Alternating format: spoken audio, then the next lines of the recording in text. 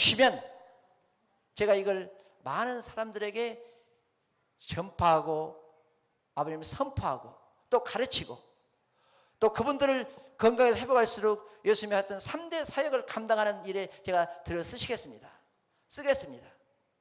간구하고 제가 기도하고 성경을 보다가 깜짝 놀랐습니다.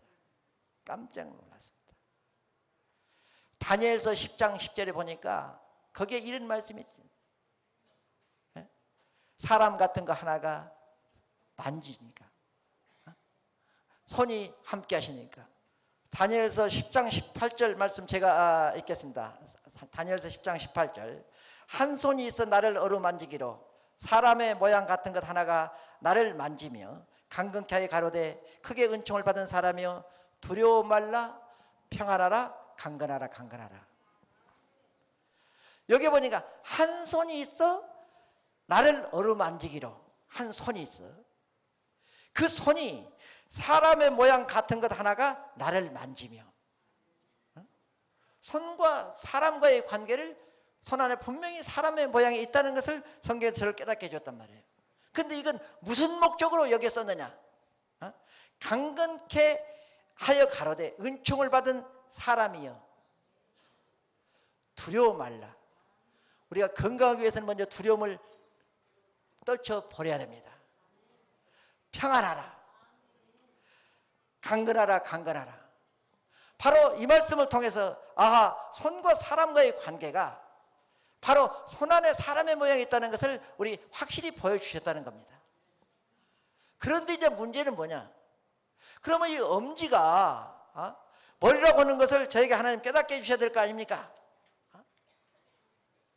지금까지 중지가 머리라고 이렇게 하는데 엄지가 머리라고 하면 많은 사람들이 지금 엄지가 머리라는 근거를 저는 하나님께서 성경을 통해서 저에게 깨닫게 해주셔야지 제가 말씀을 드릴 수 있지 않겠습니까? 하고 성경을 읽다가 레위기 14장 14절에 또 레위기 14장 17절에 레위기 8장 23절 사사기 1장 6절에 어떤 얘기가 나오냐면 오른 귓불이 오른손 엄지 오른손 석권제를 피를 취하여 바르고 아도니 배색이 도망하는 자를 그를 쫓아가서 잡아 그 수족의 엄지를 끊어버리며 그러니까 아론의 아들들을 안수하는데 어디다 하냐면 오른쪽 귀뿌리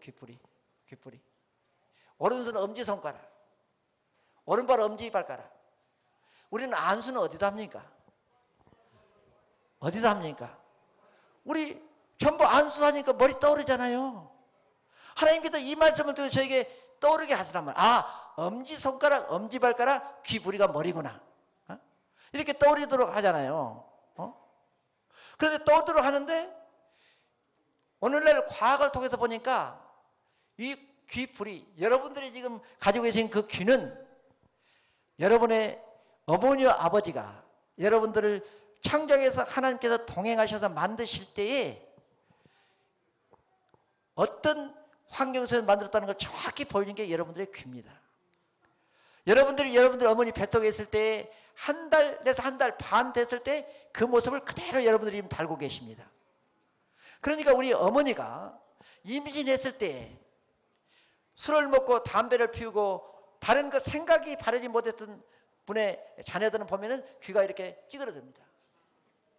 그러니까 우리가 그걸 관상이라고 얘기하는데 그 상이 우리가 미신이라고 이렇게 생각하시는 분들이 많이 계시지만 상은 미신은 아닙니다. 모형입니다.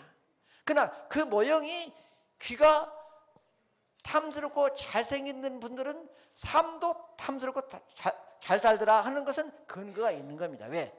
부모님이 창조할 때 이미 좋은 마음을 가지고 계셨다는 것을 알려주는데 바로 그 우리가 어머니 뱃속에 있을 때 이 귀뿌리가 이게 머리입니다. 머리. 여러분들 귀뿌리가 머리.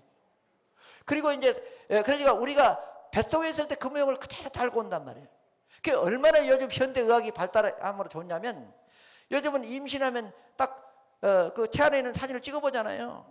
한 달 봤을 때 딱 사진 찍어놨다가 태어났을 때 딱 갖다 보면 똑같아요. 이 현대 과학을 통해서 깨달은 귀뿌리. 그리고 엄지손가락은 현대 과학이 이제 발달하면서 자극을 통해서 뇌의 기능을 보니까 뇌 하수체 역할하는 작은 점이 오른손에 있더라고 요즘 이제 과학으로 밝혀지고 있죠. 그런데 이미 그런 과학으로 밝혀지기 전에 성경에 이미 그렇게 기록이 다 돼 있단 말이에요. 성경에 얼마나 성경은 우리를 깨닫게 하는데 참 좋은지 몰라요. 이 안에 모든 세상을 살아가는 방법과 풍부하게 사는 여러 가지 이야기들이 이 속에 다 들어 있습니다. 우리가 그걸 깨닫지 못해서 어려움이 있거든요. 그래서 이제 누가 이 얘기해도 성경의 근거를 통해서 깨닫게 해서 이렇게 제가 하겠다 하고 그때부터 이제 거기 이 포인트 점을 이제 하나씩 하나 찍어가면서 작성했던 것이 이 성경의 근거를 가지고 이렇게 만들어지고 알렸다는 것을 알려드리기 위해서 제가 오늘 이렇게 말씀을 드리는 겁니다. 하나님은 좋으신 분이십니다. 하나님은 살아계십니다. 하나님은 여러분과 저를 오늘도 사랑하셔서 이런 좋은 것은 나만 먼저가 아니라 우리 크리스찬은 좋은 것은 나눔으로 30배, 60배, 100배의 열매를 맺는 그 성경의 법칙을 우리가 깨닫고 나누시기를 바랍니다. 우리는 나누는 겁니다. 특별히 해외에서 오신 많은 귀한 하나님의 자녀 여러분, 여러분들이 살고 있는 그 곳에서 하나님께 주신 이 방법을 우리가 복음을 선포하고 가르치고 또한 치료하는 예수님의 3대 사역을 우리가 깊이 깨달아서 여러분들의 발길이 닿는 곳마다, 여러분들의 손길이 닿는 곳마다 하나님의 기적의 사건이 날마다 일어나고 있다는 그 소식을 우리가 같이 들으면서 감격하기를 바랍니다. 하나님은 우리를 오늘 또 사랑하십니다. 하나님은 우리 몸 안에 또한 중요한 것들을 많이 만들어 놓으셨는데 우리가 어떤 방법을 사용하지 않더라도 우리가 표정과 언어를 통해서 우리는 행복해질 수 있다는 것을 성경 우리에게 가르쳐주고 있습니다. 어느 분이 여러분을 향해서 정말 감동을 받고 감격할 수 있는 그러한 웃음과 언어와 표현을 여러분들에게 선물하신다면 여러분들은 그대로 가만히 있지 않잖아요. 오늘날 과학이 그러한 우리 몸 안에 움직이는 내분비 호르몬에 대해서 연구를 해서 발표를 합니다. 여러분들 아마 엔돌핀 하면은 엔돌핀 모르신 분 계세요? 다 알죠? 엔돌핀이 어떤 물질입니까? 어떤 물질이에요? 엔돌핀은 우리가 통증이 있을 때 통증을 해소하기 위해서 우리가 현대 의학이 사용하는 그걸 통증을 완화하는 몰핀이라는 주사가 있습니다. 몰핀이라는 주사. 마약이죠? 그 주사를 우리가 맞으면 통증이 완화가 됩니다. 신경을 좀 잠을 재워서 통증을 완화하지만은 그 신경이 잠을 깨면 다시 통증이 유발합니다. 그러나 그보다 더 좋은 내 몸에서 생산되는 엔돌핀이 내 몸 안에서 나오면은 몰핀의 48배의 통증 완화 효과가 있다고 현대의학이 얘기하고 있습니다. 그러나 또한 그보다는 더 우리가 감동하고 우리가 하나님의 이름으로 많은 분들이 이렇게 모여서 감동하면 우리 몸에서 세라놀핀 호르몬이라는 게 또 분비가 됩니다. 그 호르몬은 어떤 호르몬이냐? 몰핀의 300배의 통증을 완화할 수 있는 효과가 있다고 현대의학이 얘기합니다. 여러분들 날마다 삶이 감동되는 삶이 되기를 바랍니다. 우리가 감동을 받고 사는 것은 나의 삶을 통해서 내가 두려워하고 염려하는 것이 아니라 우리가 그리스도 예수 그리스도를 내 안에 모심으로 내가 성령 안에서 성령의 날마다 나타남이 함께 할 때에 우리는 감동할 수 있는 겁니다.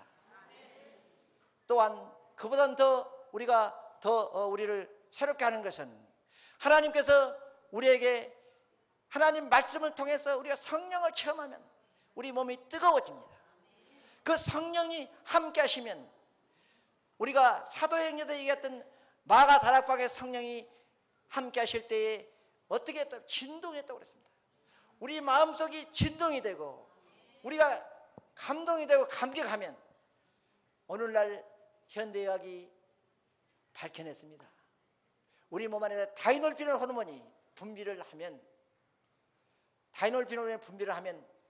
우리 몸 안에 온갖 우리 몸 안에서 정상세포를 괴롭히는 어떤 균도 어떤 물질도 사라지는데 단 10초밖에 걸리지 않는다는 겁니다.